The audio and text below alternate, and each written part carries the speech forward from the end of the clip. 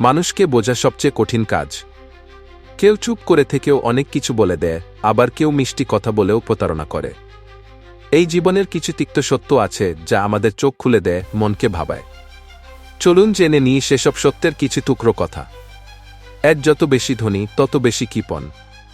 অর্থ বাড়লে মানুষের মনও বড় হবে, এটাই স্বাভাবিক। কিন্তু অনেক সময় অর্থ মানুষকে আরও সংকীর্ণ আর কৃপণ করে ফেলে। সত্যিকার ধনী সেই যে হৃদয়ে ধন রাখে। 2, যত বেশি নীরব তত বেশি ভয়ঙ্কর।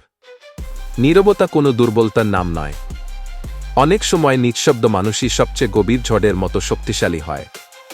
3, যত বেশি কথা তত বেশি বোকা। অকারণে বেশি কথা বলা মানুষকে হালকা করে ফেলে।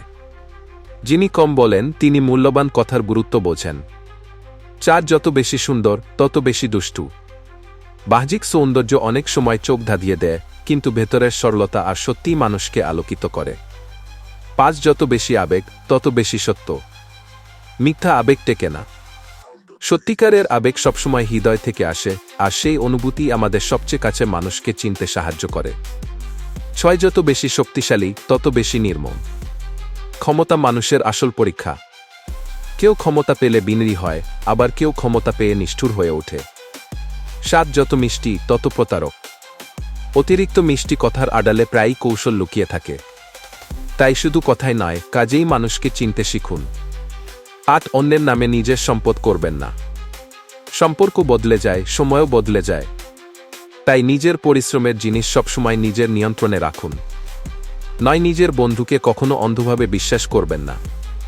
বন্ধু হতে পারে জীবনের সবচেয়ে বড় ভরসা, আবার সবচেয়ে বড় বিশ্বাসঘাতকও হতে পারে।